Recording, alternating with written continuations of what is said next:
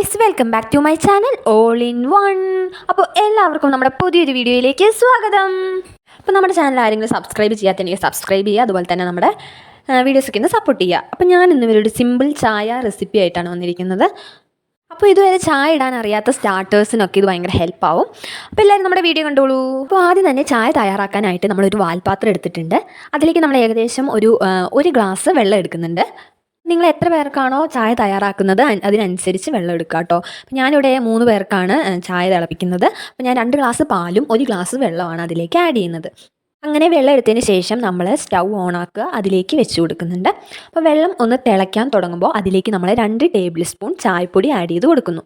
അപ്പോൾ അതങ്ങനെ തിളച്ച് ഒരു ബ്രൗൺ കളർ എത്തിക്കഴിയുമ്പോൾ അതിലേക്ക് നമ്മൾ ഒരു 1-2 ഏലക്ക ഒന്ന് ആഡ് ചെയ്ത് കൊടുക്കുന്നുണ്ട്. അപ്പോൾ ഒരു സ്പെഷ്യൽ ടേസ്റ്റ് കിട്ടാൻ വേണ്ടിയിട്ടാണ് നമ്മളങ്ങനെ ചെയ്ത് കൊടുക്കുന്നത്.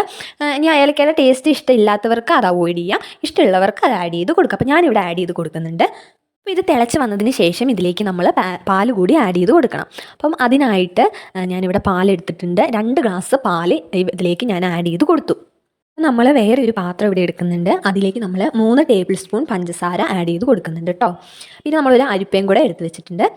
അങ്ങനെ ഒരു 2-3 മിനിറ്റ് കഴിഞ്ഞതിന് ശേഷം നമ്മുടെ ചായ തിളച്ച് വന്നിട്ടുണ്ട്. അപ്പോൾ നമ്മൾ സ്റ്റൗ ഓഫാക്കി ആയിട്ട് നമ്മൾ ഈ ചായ ഒന്ന് അരിച്ചെടുക്കുന്നുണ്ട് കേട്ടോ. അപ്പോൾ നമ്മൾ അരിച്ചെടുത്തു. അതിന് ശേഷം ഒരു 2-3 വട്ടം നമ്മളൊന്ന് ആറ്റിയെടുക്കുന്നുണ്ട്.